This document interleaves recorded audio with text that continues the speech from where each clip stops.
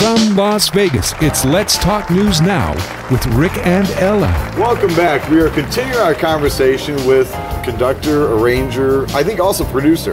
Is that in there as well? You're so impressed. You know, I'm like, oh yeah. I'm a blah, blah, blah, blah, blah. I'll take the blame. It for is some impressive. Of that. Right? It is Mariano Longo.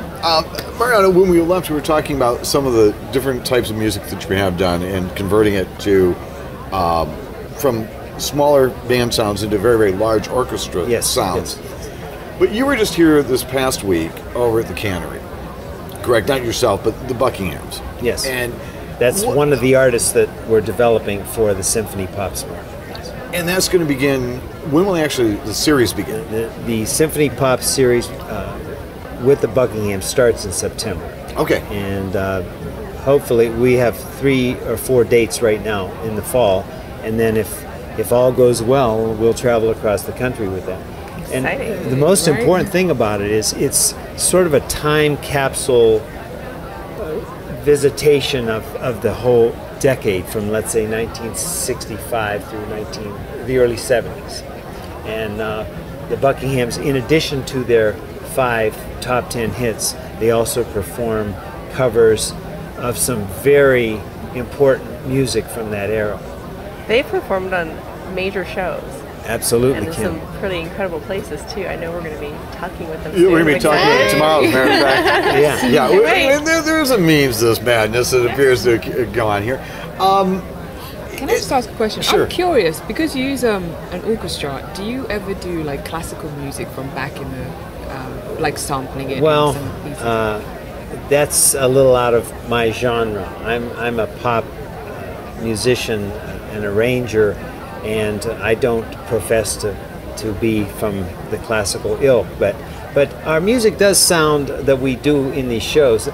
The classical musicians are fascinated when they play They it. hear it. Yeah. Because it's a little upbeat for them. and well, fun. yeah, we challenge them. I mean, I take pride in that we write stuff that they find challenging, and so when they actually hear a rhythm section playing with them, live drums, live bass, it's pretty exciting. That's pretty cool. Very nice. Very nice. You know what I think is just an opportunity to maybe take the stuffiness out of an orchestra, to allow people to come in, because when I think of pop symphonies, I immediately go to Arthur Fiedler. And you turn around and you would go, okay, this was how young people were first introduced to symphonies. And you in a marching band, you said band geek. Not I don't believe quite that. as exciting, but it's a little more. But it really is. It's getting instruments into young people's hands. It's also getting a chance to hear the real sound, the pure sound. Yeah. And Well, that's part of what we do is and that to me is exciting. symphony orchestras all across the country are financially struggling. I won't make a huge generalization, That's what I heard. but they are struggling. And what we do is help bring a new audience to them. Which is nice. People that wouldn't normally go to a symphony performance will go to see their favorite artists from back in the day, or they know these songs.